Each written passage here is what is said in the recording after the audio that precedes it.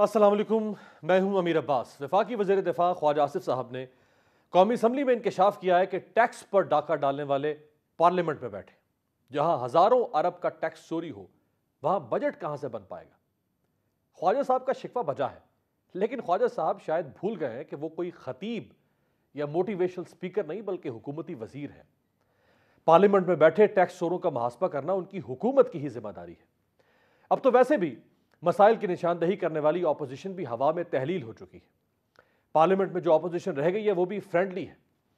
اس لیے خواجہ صاحب یہ سارا کام کرنا کسی اور کی نہیں، آپ ہی کی ذمہ داری ہے۔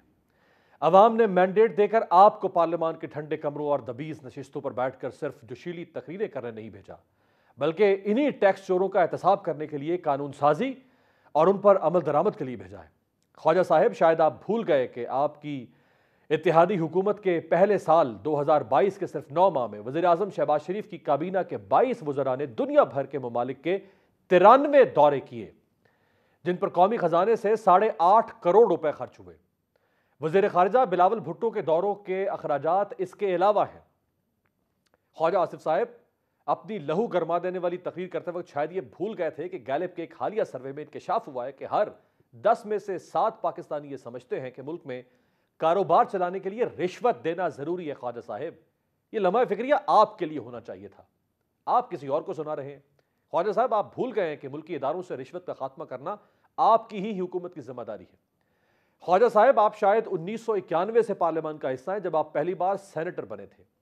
اس کے بعد 1993 سے لے کر آج تک آپ 6 بار رکن قومی اسمبلی بن چکے ہیں، لیکن پھر بھی خواجہ صاحب آپ شکوہ کر رہے ہیں کہ ٹیکس چور پارلیمان میں بیٹھے۔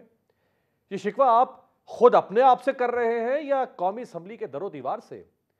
یہ شکوہ تو قوم کو آپ سے کرنا چاہیے تھا کہ 6 بار ایوان میں آپ آئے، بار بار وزارتوں سے لطف اندوز ہو کر بھی شکوہ آپ کسی اور سے کر رہے ہیں۔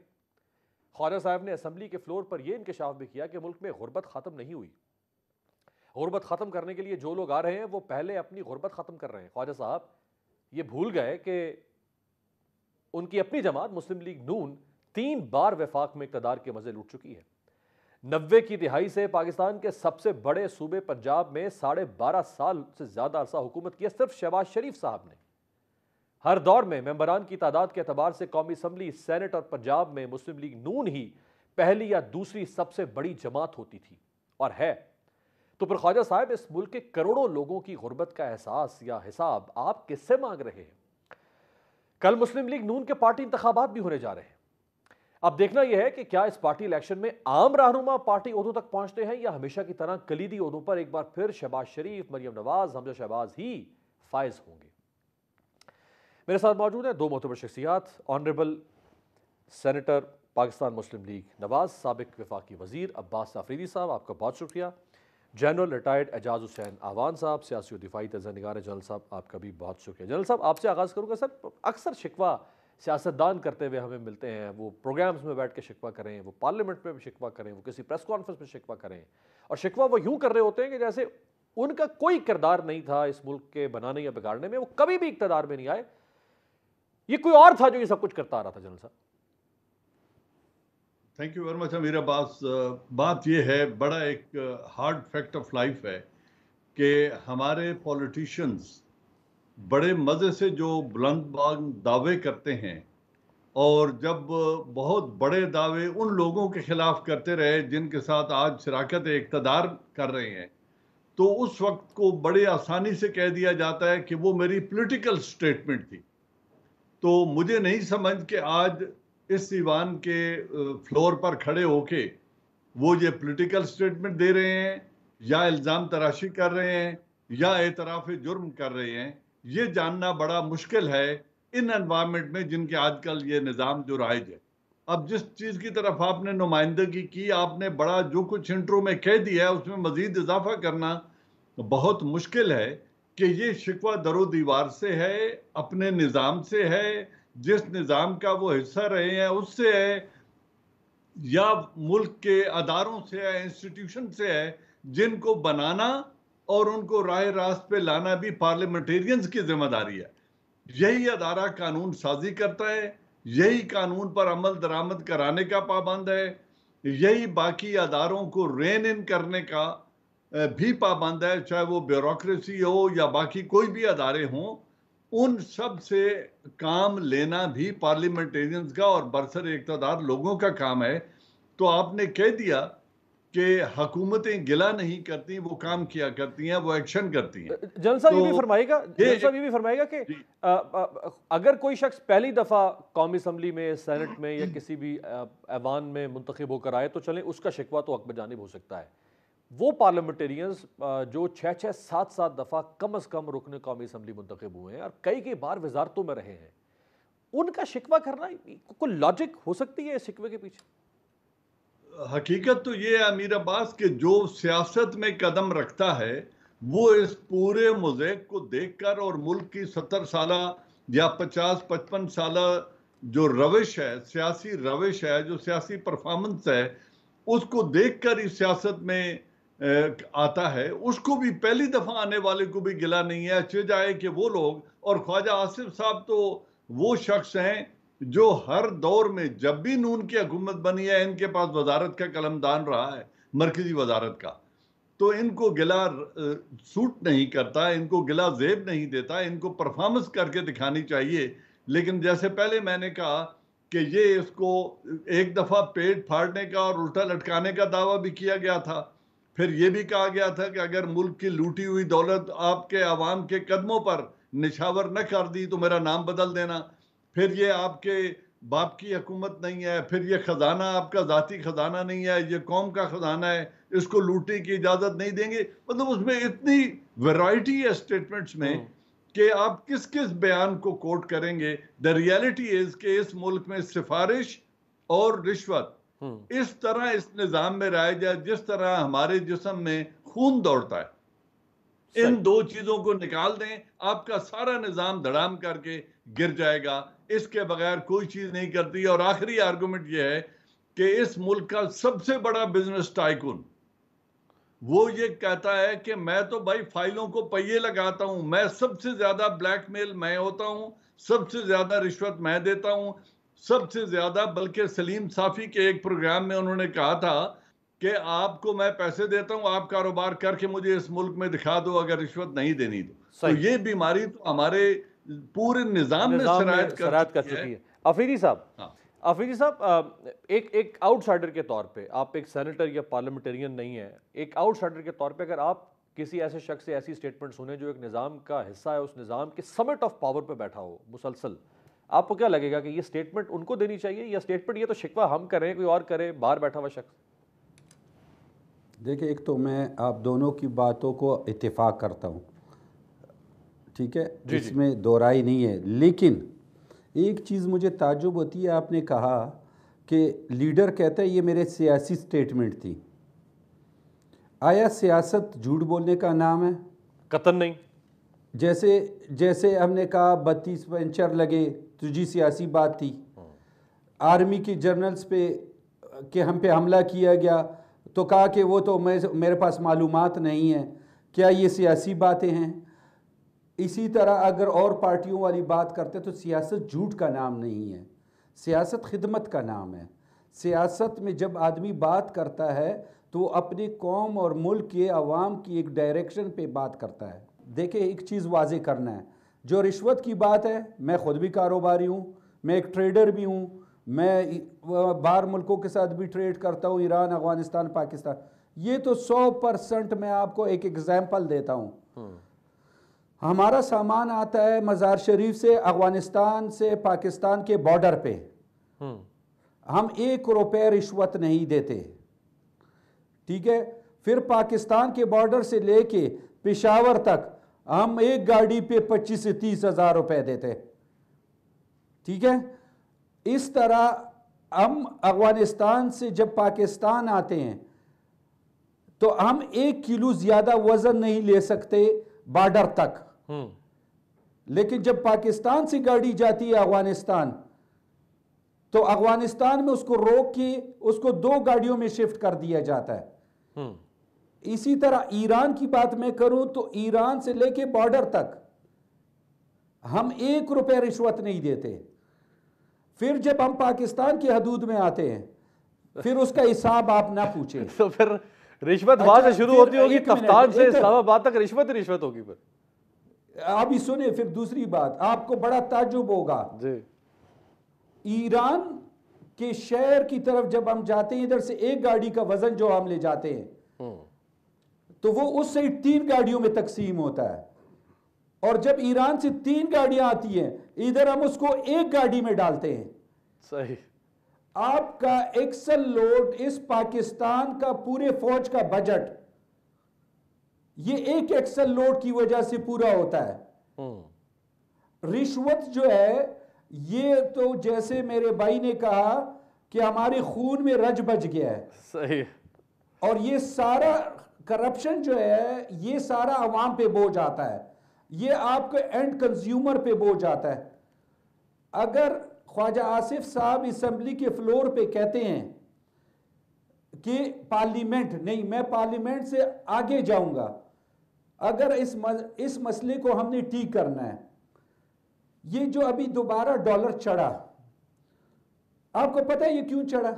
جی یہ وہ بزنس ٹائکونز جو کہتے ہیں کہ ہم اس ملک کو چلاتے ہیں اور ہم ٹیکس دیتے ہیں. اسٹیٹ بینک آف پاکستان نے ان کی ایل سیز کو جو را مٹیریل پاکستان میں موجود ہے اس کی اجازت دی, جس کی وجہ سے ڈالر بھی چڑھا اور آپ کے پاکستان کا جو را مٹیریل انویسٹر ہے وہ بھی زمین پہ بیٹھ گیا. صحیح.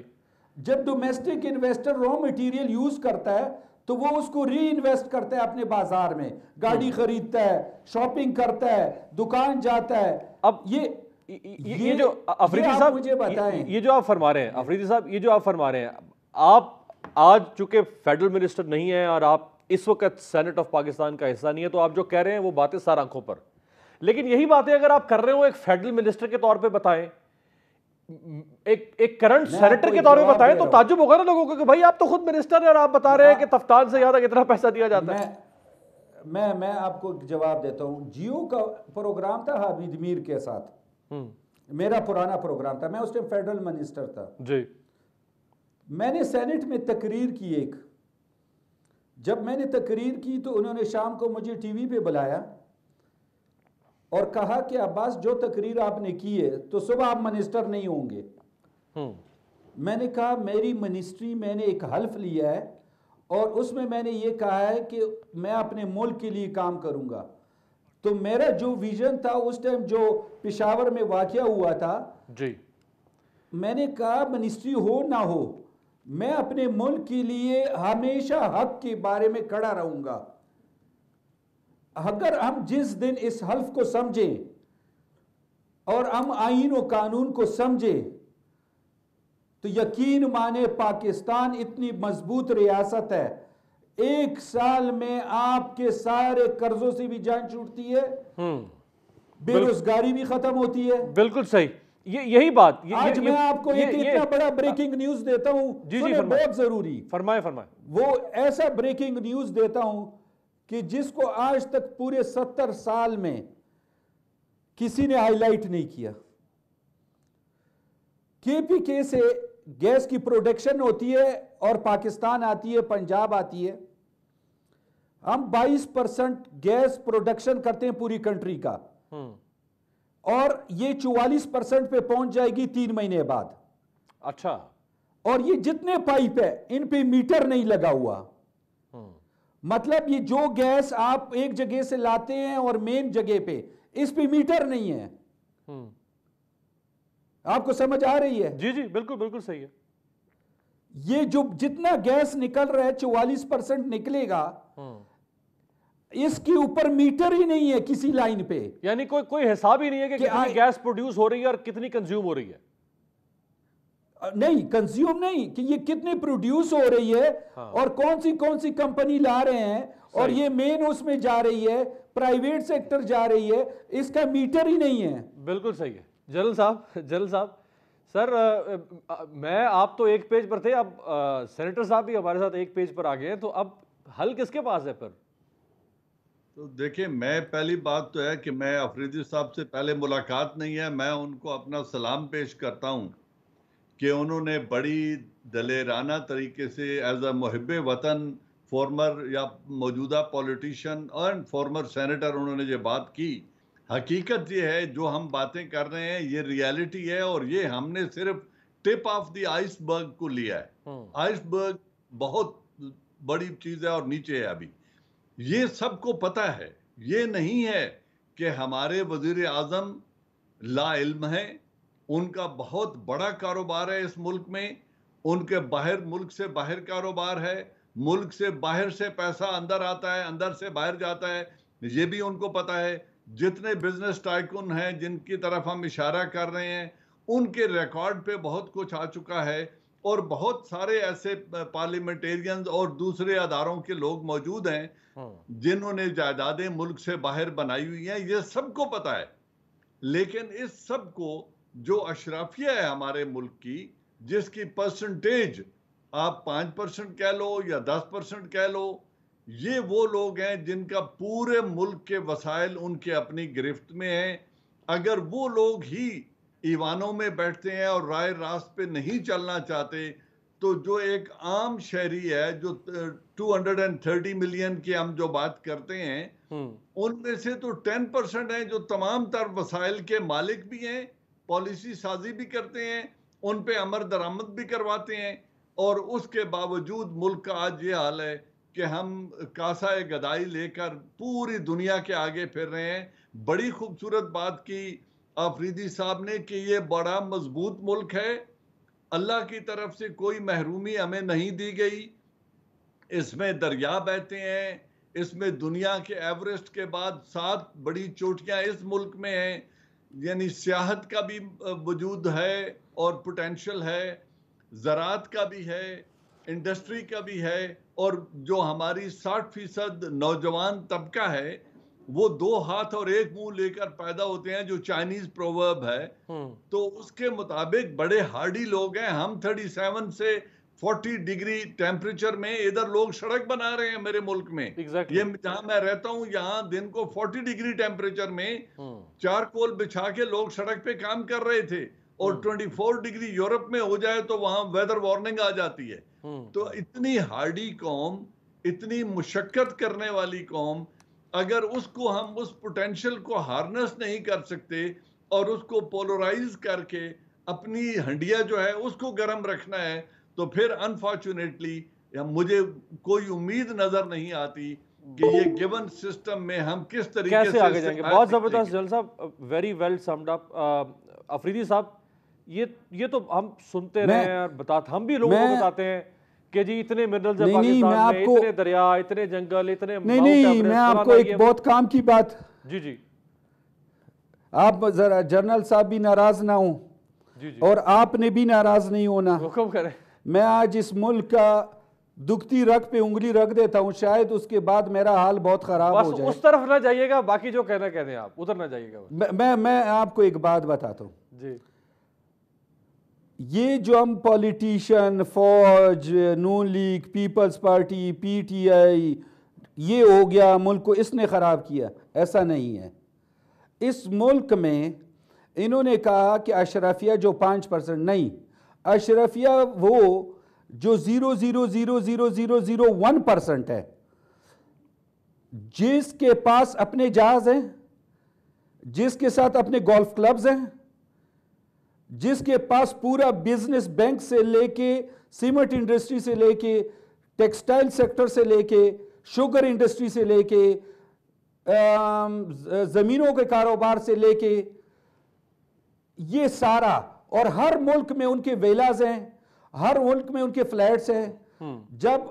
جب آرمی کی گورنمنٹ آتی ہے تو یہی لوگ ان کو ابلائج کرتے ہیں، یہی لوگ باہر لوگوں کے خرچے لیتے ہیں، جس کی وجہ سے یہ اس ملک کو یہ چلنے نہیں دیتے. ٹھیک ہے، یہی وہی لوگ ہیں جو پیپلز پارٹی کو گورنمنٹ کو بھی چلاتے ہیں، جو نون لیگ کی گورنمنٹ کو بھی چلاتے ہیں، جو پی ٹی آئی کی گورنمنٹ کو بھی چلاتے ہیں. یہ وہ لوگ ہیں جن کی تعداد ہے بالکل، جو ووٹ ڈالنے بھی نہیں جاتے، ان کی فیملی بھی ووٹ ڈالنے نہیں جاتی، ان کے عوام کے مسائل سے حل نہیں. ان کے پاس ایک بات ہے کہ جی ہم نے اس ملک کے لوگوں کو روزگار دیا ہے, ہم نے ادھر 100 فیکٹریاں لگائی ہیں, ہم نے ادھر 500 فیکٹریاں لگائی ہیں, ہم نے ادھر 5000. کوئی پوچھے تو صحیح کہ آپ کی فیکٹریاں 5000 تک تو ہو گئی, پاکستان اپنے جگہ پہ کھڑا ہے, آپ کی فیکٹریاں تو 1 لاکھ ہو گئی پوری دنیا میں, لیکن پاکستان نہیں ہل رہا ہے.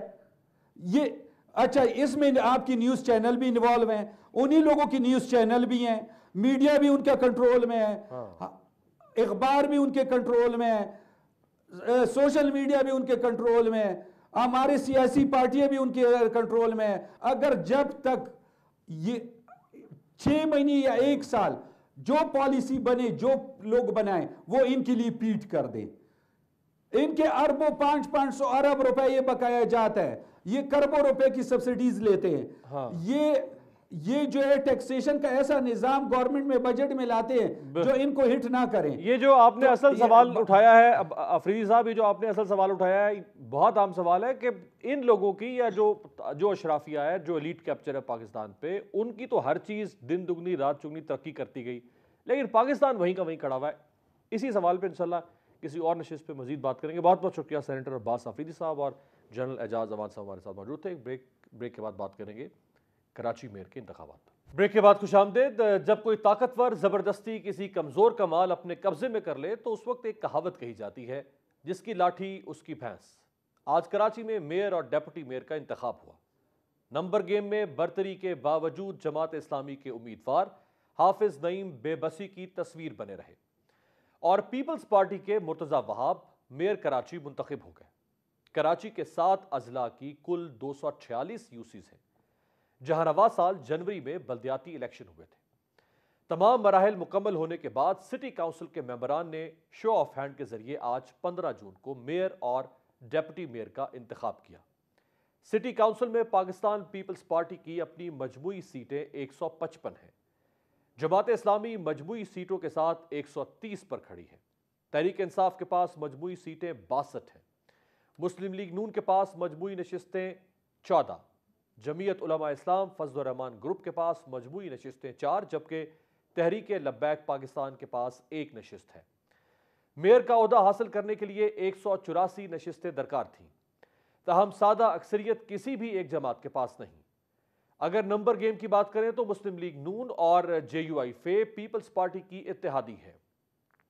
اس طرح سٹی کاؤنسل میں پیپلز پارٹی کو مجموعی طور پر 173 ارکان کی حمایت حاصل تھی.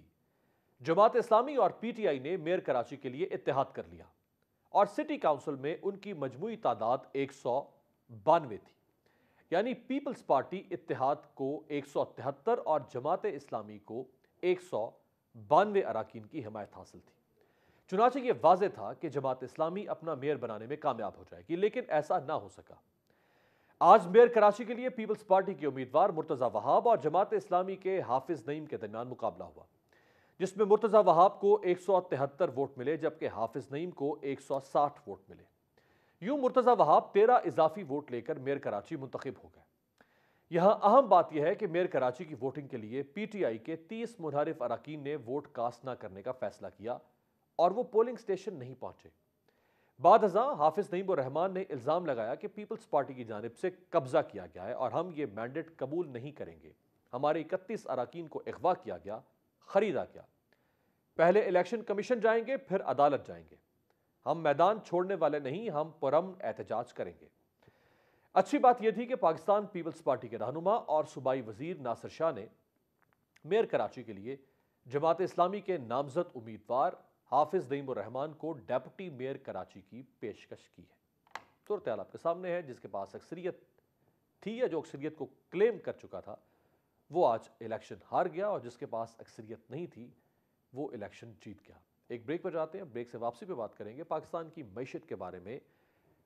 پہلے ہفتوں یا مہینوں کے بعد کوئی ایسی خبر آتی تھی جس کے اوپر بات کرنا ضروری ہوتا تھا, لیکن اب صورتحال یہ ہے کہ آئے روز کوئی نہ کوئی ایسی مایوس کن تکلیف دہ خبر آ رہی ہے سامنے, جس کے بعد تعجب ہے کہ حکومت ٹس سے مس نہیں ہو پا رہی ہے اور حکومت کے پاس کوئی انتظامات یا اقدامات ایسے نہیں ہیں کہ وہ پاکستانی معیشت کو, اور نہیں تو کم از کم آج سے 1.25 سال پہلے ہی اس مقام تک لا سکے جہاں سابقہ حکومت یعنی پاکستان تحریک انصاف معیشت کو چھوڑ کر گئی تھی. ایک بریک کے بعد بریک کے بعد خوش آمدید۔ بلومبرگ کے بعد عالمی کریڈٹ ایجنسی موڈیز نے بھی پاکستان کے ڈیفالٹ ہونے کا خدشہ ظاہر کیا ہے۔